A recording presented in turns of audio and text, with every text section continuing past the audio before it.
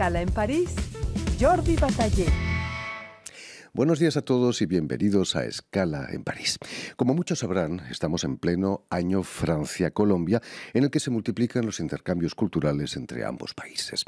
Y el teatro no podía ser una excepción. Está en París el Teatro Libre de Bogotá, que estrena dos obras aquí en la capital francesa, Ascuas y Azufre, de Juan Diego Arias, y En este pueblo no hay ladrones, de Gabriel García Márquez. Y precisamente para hablarnos de su presentación en París y de sus más de 40 años de historia, nadie mejor que su director y fundador, Ricardo Camacho. Buenos días, Ricardo. Muy buenos días. Y sobre todo, muchísimas gracias por haber aceptado nuestra invitación. No, los agradecimientos son míos. Permítame que explique antes que nada que ha nacido en Tunja, Pocallá, y que ha dedicado toda su vida al teatro. Pero es cierto que lo que más le gustaba era el fútbol. Sí, de pequeño yo jugué muchísimo fútbol y lo hice hasta más o menos que tenía 40 años, jugaba muchísimo fútbol. Casi como profesional. No, pues nunca fui profesional, me probé en un equipo profesional, pero no había condiciones para que yo fuera jugador profesional, entonces pues la vida me llevó por otra parte, sí. Hay que tomar las cosas con filosofía. Y precisamente va a estudiar filosofía en la Universidad de los Andes. ¿Fue ahí donde encuentra el teatro? Yo había encontrado el teatro en el colegio, yo estudié en el Liceo Francés de Bogotá y los profesores franceses tenían un grupo de teatro ahí, ellos. Y yo creo que fue la primera vez que yo vi teatro y a mí me encantó. Y cuando estaba en el último año del colegio decidimos hacer una obra de teatro con algunos condiscípulos. Y bueno, hicimos una obra y eso era un ciego guiando a otros ciegos. O sea, yo hice la obra, yo no sabía nada, pero la dirigí. Y bueno, salí del colegio, entré a la Universidad de los Andes a estudiar Filosofía y Letras. Y al muy poco tiempo de entrar decidimos, también con otros compañeros de estudios, fundar el grupo de teatro de la universidad. Y bueno, ahí hicimos teatro durante 4 años y nos tocó esa época tremenda del gran movimiento estudiantil mundial que probablemente se había iniciado en Estados Unidos a raíz de las protestas universitarias contra la guerra de Vietnam. Después estaba Mayo 68 de París.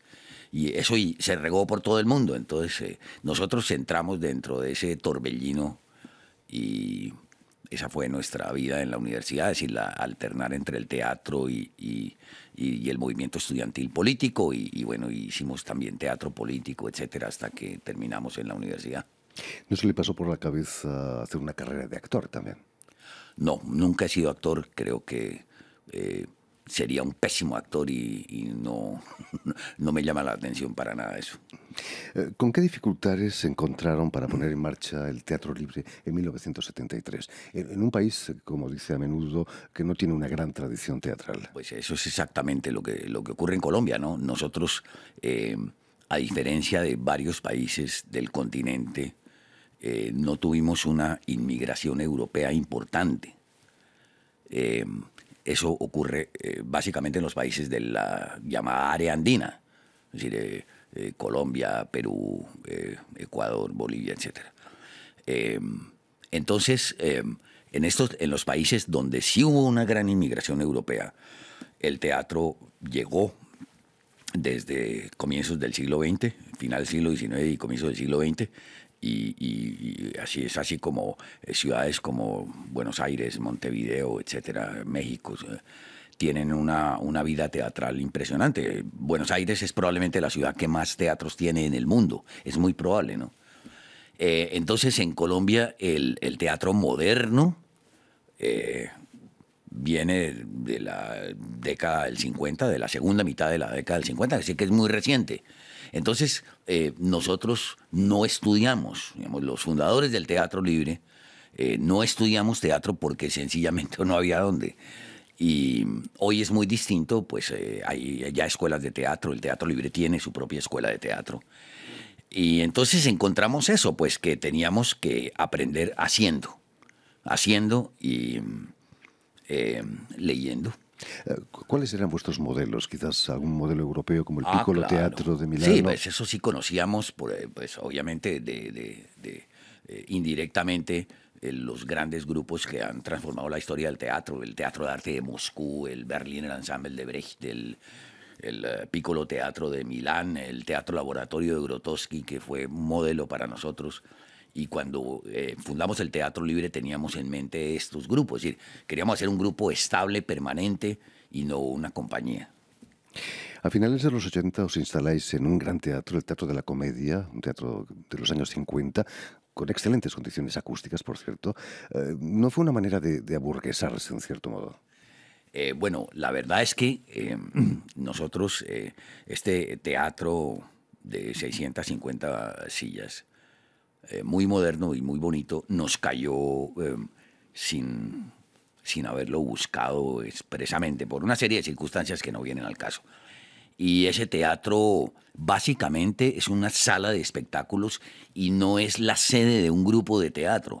Es decir, la sede del Teatro Libre como grupo está en el barrio La Candelaria, que es el barrio antiguo de Bogotá, y que tiene solamente 200 butacas. Es una casa que en la que nosotros mismos fungimos como albañiles durante un tiempo largo.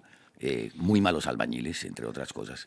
Y esa es nuestra sede. Y ocasionalmente actuamos en la sala grande, pero básicamente esa sala, como digo, es una sala de espectáculos que presenta diversos tipos de teatro, de danza, de música, etcétera. A finales de los 80, con la caída del muro de Berlín, la desaparición de la Unión Soviética, muchos grupos desaparecen. ¿Cuál es el secreto de la supervivencia del teatro libre? Eso también me lo pregunto yo. Esto ha sido muy difícil, mantener un grupo estable y permanente. Yo diría que hoy este es como el quinto teatro libre, porque digamos, de los fundadores quedamos 4 personas nomás, que ya es mucho, pues son 40 y pico de años, ¿no? 44 años, ¿no?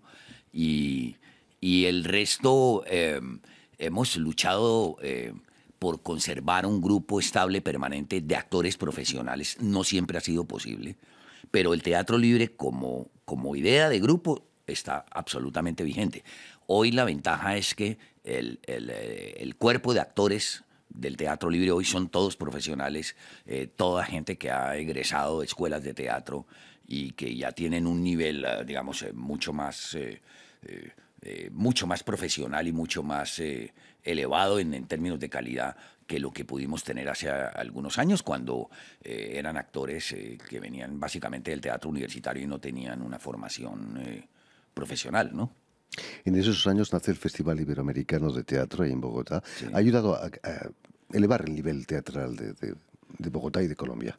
Pues, bueno, cuando este festival se inició, por iniciativa de una mujer de teatro que ya murió, pues el público colombiano tuvo la oportunidad de ver pues, los más importantes teatros del mundo. Ahí llegó el Teatro de Arte de Moscú, los que mencionaba, Berliner Ensemble, el Piccolo Teatro de Milán, eso era el Teatro Stari de Polonia, de Andrzej Wajda. Eso fue un punto de quiebre para mucha gente, tanto para el público como para mucha gente de teatro que no tenían la oportunidad de ver el gran teatro del mundo porque no había salido, ¿no? Entonces, ese festival ha sido muy importante. Me parece a mí que en la última época del festival, las últimas ediciones, se ha centrado más en espectáculos visuales, circo, performancias, etcétera, etcétera, clowns, más que el teatro como tal. Se ha centrado mucho.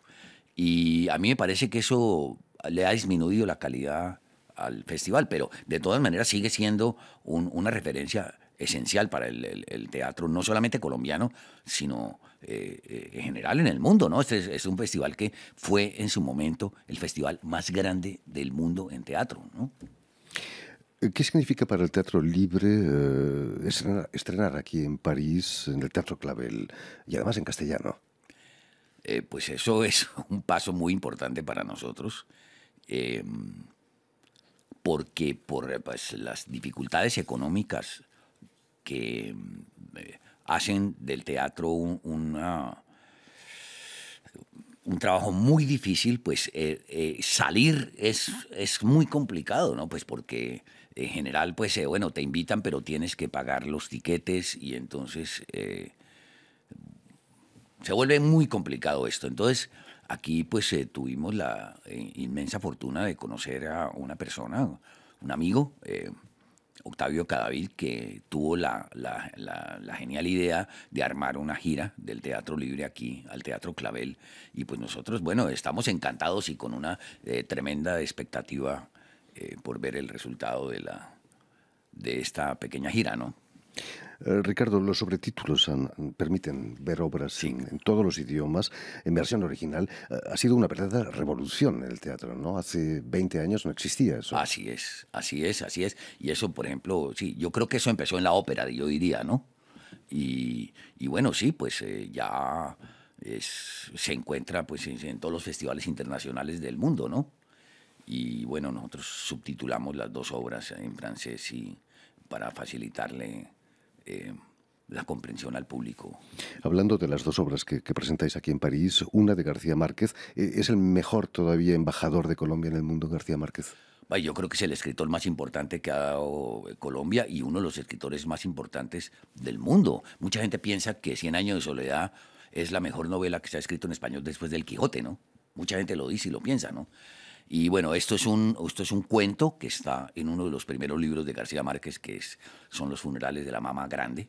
Se llama En este pueblo no hay ladrones y la historia es la de un ladronzuelo de pueblo que se roba las bolas de billar de la única diversión que hay en el pueblo y pues eso conmociona toda la vida pues de esta localidad y bueno pues con esta gracia y este humor de García Márquez pues y que además no solo es digamos un retrato muy importante de un momento de la vida colombiana muy complicado en que había una guerra civil no declarada, sino que además esto tiene, por ejemplo, ecos de Dostoyevsky, de Crimen y Castigo, pero hechos de una manera tan inteligente y tan sutil que pues solamente muy poca gente puede hacer la relación, ¿no? Muchísimas gracias, Ricardo Camacho, por haber estado con nosotros y mucho éxito aquí en París. Muchas gracias a ti, Jordi.